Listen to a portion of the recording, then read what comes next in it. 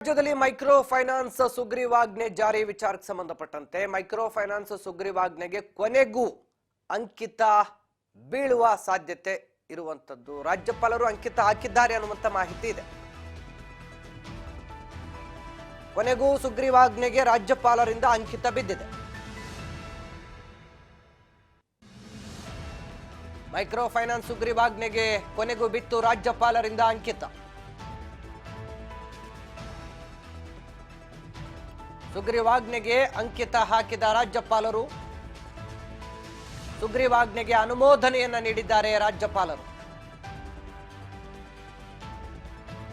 ಹಲವು ಸಲಹೆ ನೀಡಿ ಸುಗ್ರೀವಾಜ್ಞೆಗೆ ಅಂಕಿತವನ್ನ ಹಾಕಿದ್ದಾರೆ ಅನ್ನುವಂತ ಮಾಹಿತಿ ಇದೆ. ಸಲಹೆಗಳ ಬಗ್ಗೆ ಚರ್ಚಿಸುವಂತೆ ಗೆಹ್ಲೋಟ್ ಸೂಚನೆಯನ್ನ ಕೊಟ್ಟಿದ್ದಾರೆ. ಅಧಿವೇಶನದಲ್ಲಿ ಚರ್ಚೆ ನಡೆಸುವಂತೆ ಸರ್ಕಾರಕ್ಕೆ ಸೂಚನೆ ಕೊಟ್ಟು ಸುಗ್ರೀವಾಜ್ಞೆಗೆ ಅಂಕಿತವನ್ನ ಹಾಕಿದ್ದಾರೆ. ಕೆಲವೊಂದಷ್ಟು ಸಲಹೆಗಳನ್ನ ನೀಡಿ ಸರ್ಕಾರಕ್ಕೆ ಈ ಸಲಹೆಗಳನ್ನ ನೀವು ಅಧಿವೇಶನದಲ್ಲಿ ಚರ್ಚಿಸಿ ಅಂತ ಹೇಳಿ ಸರ್ಕಾರದ ಸುಗ್ರೀವಾಜ್ಞೆಗೆ ರಾಜ್ಯಪಾಲರಿಂದ ಅಂಕಿತ ಬಿದ್ದಿದೆ.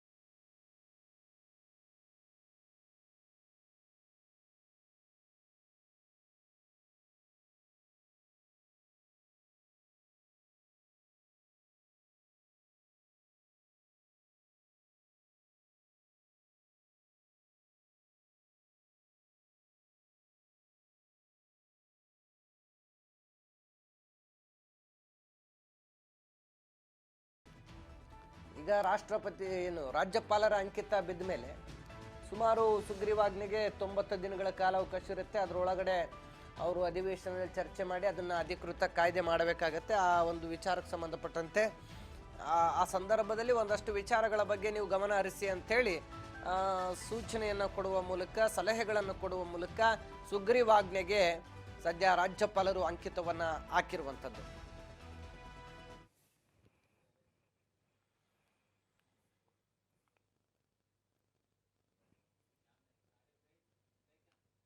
ಮೈಸೂರಿನ ಉದಯಗಿರಿಯಲ್ಲಿ ಕಲ್ಲು ತೂರಾಟ ಪ್ರಕರಣಕ್ಕೆ ಸಂಬಂಧಪಟ್ಟಂತೆ ಈವರೆಗೆ ಸಿಸಿಬಿ ಪೊಲೀಸರಿಂದ 8 ಜನರ ಬಂಧನವಾಗಿದೆ. ಸುಹೇಲ್ ಬಿನ್ ಸಯ್ಯಾದ್ ಶಾಂತಿನಗರದ ವ್ಯಕ್ತಿ ಮತ್ತು ರಹಿಲ್ ಪಾಷಾ ಅನ್ನುವಂಥ ವ್ಯಕ್ತಿ ಹಾಗೂ ಸೈಯದ್ ಸಾದಿಕ್ ಅನ್ನುವಂಥ ವ್ಯಕ್ತಿ, ಅಯಾನ್ ಬಿನ್ ಜಬೀಉಲ್ಲಾ ಅನ್ನುವಂಥ ವ್ಯಕ್ತಿಯನ್ನ ಸದ್ಯ ಪೊಲೀಸರು ಬಂಧಿಸಿದ್ದಾರೆ. ಮೈಸೂರಿನ ಉದಯಗಿರಿಯಲ್ಲಿ ಕಲ್ಲು ತೂರಾಟ ಆಗಿರುವಂಥ ಪ್ರಕರಣಕ್ಕೆ ಸಂಬಂಧಪಟ್ಟಂತೆ 8 ಜನರ ಬಂಧನ ಆಗಿದೆ.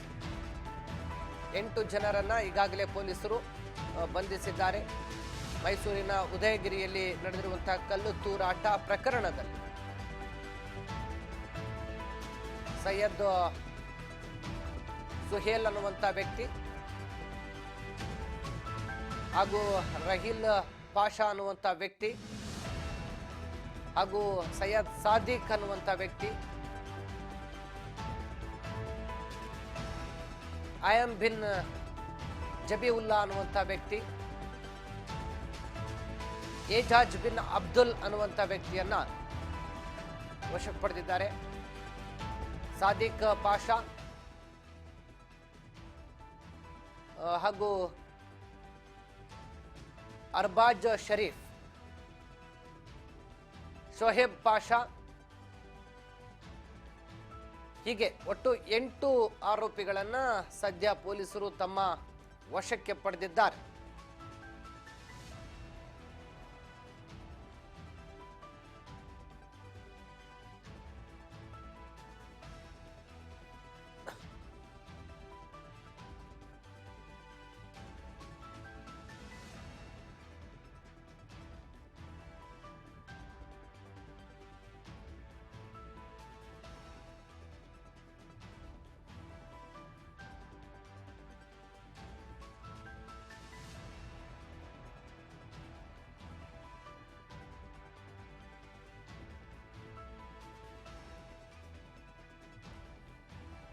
ಸದ್ಯ ಕಲ್ಲು ತೂರಾಟ ವಿಚಾರಕ್ಕೆ ಸಂಬಂಧಪಟ್ಟಂತೆ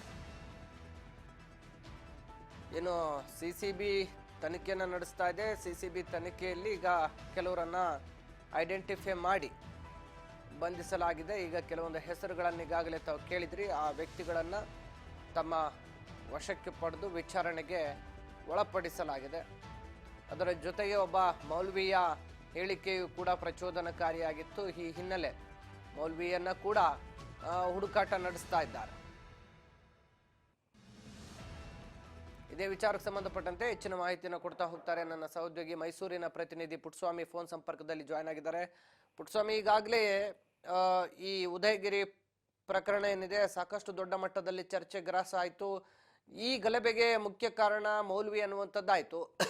ಆ ಮೌಲ್ವಿಯ ಬಂಧನ ಯಾವಾಗ ಆಗುತ್ತೆ, ಮತ್ತೆ ಈಗ ಕೆಲವೊಂದಷ್ಟು ಜನರ ಬಂಧನ ಕೂಡ ಆಗಿದೆ ಅನ್ನುವಂಥ ಮಾಹಿತಿ ಇದೆ. ಈ ಬಗ್ಗೆ ಹೆಚ್ಚಿನ ಮಾಹಿತಿ ನೀಡೋದಾದ್ರೆ ಪುಟ್ಟಸ್ವಾಮಿ. ಭಾಸ್ಕರ್, ಏನು ಮೈಸೂರಿನಲ್ಲಿ ನಡೆದಂತಹ ಒಂದು ಸಾಮಾಜಿಕ ಜಾಲತಾಣದಲ್ಲಿ ಹಾಕಿದಂತಹ ಫೋಟೋಗೆ ಏನು ಒಂದು ರೀತಿಯ ಉದ್ವಿಗ್ನ ವಾತಾವರಣ ಸೃಷ್ಟಿಯಾಗಿತ್ತು ಅಂತ ಹೇಳಿದ್ರೆ ತಪ್ಪಾಗ್ಲಾರ್ದು. ಯಾಕೆಂತ ಹೇಳಿದ್ರೆ ಒಂದು ಸಾಮಾಜಿಕ ಜಾಲತಾಣದಲ್ಲಿ 3 ಜನರ ಫೋಟೋವನ್ನ ಹಾಕಿ ಅಲ್ಲಿ ಮಹಮ್ಮದ್ ಪೈಗಂಬರ್ ಅವರ ಸ್ಲೋಗನ್ಗಳನ್ನ ಹಾಕಿ ಅವರಿಗೆ ಅವಹೇಳನಕಾರಿಯಾದ ರೀತಿಯಲ್ಲಿ ಸ್ಲೋಗನ್ಗಳನ್ನ ಹಾಕಿದ್ದಾರೆ ಅಂತಕ್ಕಂಥ ವಿಚಾರವನ್ನ ತಿಳಿದ ನಂತರ ಉದಯಗಿರಿಯಲ್ಲಿ ಸುಮಾರು 3,000 ಜನರು ಪೊಲೀಸ್ ಠಾಣೆಯ ಮುಂದೆ ಒಂದು ರೀತಿಯಲ್ಲಿ ಪ್ರತಿಭಟನೆ ಮಾಡುವ ರೀತಿಯಲ್ಲಿ ಅಲ್ಲಿ ಗುಂಪಾಗಿ ಸೇರಿ ಅಲ್ಲಿ ಬಂದಂತಹ ಡಿಎಸ್ಪಿ ಅವರ ಕಾರಿಗೆ ಕಲ್ಲಿನ ತೂರಾಟ ಮತ್ತು ಸ್ಟೇಷನ್ಗೆ ಕಲ್ಲಿನ ತೂರಾಟವನ್ನು ಮಾಡಿದಂಥದ್ದು. ಅದರ ಜೊತೆಯಲ್ಲಿ ಆ ಒಂದು ಗುಂಪನ್ನ ಚದುರಿಸೋದಕ್ಕೋಸ್ಕರ ಪೊಲೀಸ್ ಇಲಾಖೆ ಏನು ಗಾಳಿಯಲ್ಲಿ ಗುಂಡನ್ನ ಹಾರಿಸಿದಂತಹ ಪ್ರಕರಣಕ್ಕೆ ಸಂಬಂಧಿಸಿದಂತೆ ಸಿಸಿ ಕ್ಯಾಮೆರಾಗಳನ್ನ ಸ್ಟೇಷನ್ ಸುತ್ತ ಇದ್ದಂತಹ ಅಂಗಡಿಗಳ ಸಿಸಿ ಕ್ಯಾಮೆರಾಗಳನ್ನ ವಶಪಡಿಸಿಕೊಂಡಿದ್ದಂತಹ ಪೊಲೀಸರು ಅದರಲ್ಲಿದ್ದಂತಹ ಸಿಸಿ ಕ್ಯಾಮೆರಾದಲ್ಲಿ ಇದ್ದಂತಹ ಫುಟೇಜ್ಗಳನ್ನ ಪರಿಶೀಲಿಸಿ ಸುಮಾರು 8 ಜನ ಆರೋಪಿಗಳನ್ನ ಕಲ್ಲು ತೂರಾಟ ಮಾಡಿದಂತ 8 ಜನ ಆರೋಪಿಗಳನ್ನ ಸಿಸಿಬಿ ಅವರು ಇವತ್ತು ಅರೆಸ್ಟ್ ಮಾಡಿರ್ತಕ್ಕಂಥದ್ದು Bhaskar. Yes, thank you Puttaswamy ತಮ್ಮೆಲ್ಲ ಮಾಹಿತಿಗಾಗಿ. ಒಟ್ಟಿನಲ್ಲಿ ಸದ್ಯ ಒಂದಷ್ಟು ಕಲ್ಲು ತೂರಾಟದಲ್ಲಿ ಕಂಡು ಬಂದಂತಹ ವ್ಯಕ್ತಿಗಳನ್ನ ಸುಮಾರು 8 ಜನರನ್ನ ಪೊಲೀಸರು ಬಂಧಿಸಿದ್ದಾರೆ, ವಿಚಾರಣೆ ನಡೆಸ್ತಾ ಇದ್ದಾರೆ. ಇನ್ನು